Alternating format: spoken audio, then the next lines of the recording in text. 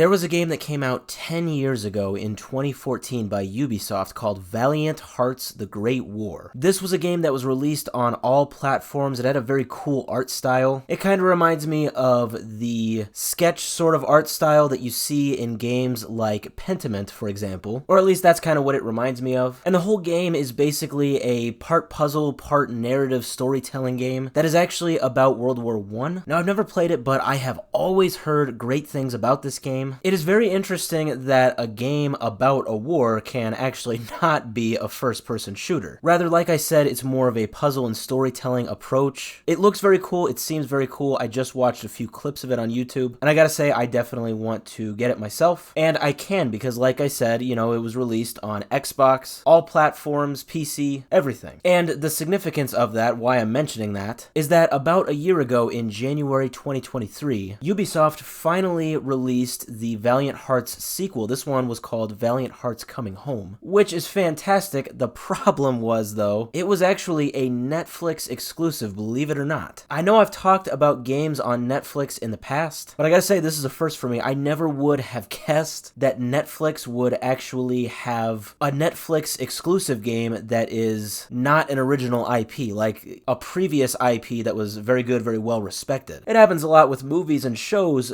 becoming Netflix originals, but not video games. So of course, for the past year, people who are very into the Valiant Hearts game, Valiant Hearts: The Great War, that came out in 2014, they were, or I guess, you know, some of them were, I'm sure, a bit upset that they couldn't play it on their home console or their PC. They had to play it on Netflix. Now, there is not much information on this, but from what I'm seeing, I think this was a mobile-only game. So not only could you only play it on your Netflix account, but you couldn't even play it with like a controller on a TV. I believe it had to be mobile. Not exactly the ideal way to play it. So yeah, very frustrating that you couldn't play the sequel to this very critically acclaimed game, unless you were fine with playing it on Netflix on your phone. But today, randomly, this just happened. I guess some people were kind of thinking this was going to happen, but they were just whispers, and today it officially happened. Netflix, I guess, had their exclusive rights to Valiant Hearts Coming Home expire. You know, the Netflix original exclusivity, it expired today. And though there were rumors of this happening, I guess it wasn't public information of when this was exactly going to happen. So yeah, this was a total surprise today. They announced that this game is now available on PlayStation, Xbox, Nintendo Switch, and PC. So basically everything. Very awesome, especially since I'm sure this game was a bit overlooked since it was only on Netflix. I'm sure there's a lot of hardcore gamers that would never think of looking to Netflix for their next game to play. And what's also cool is today they also announced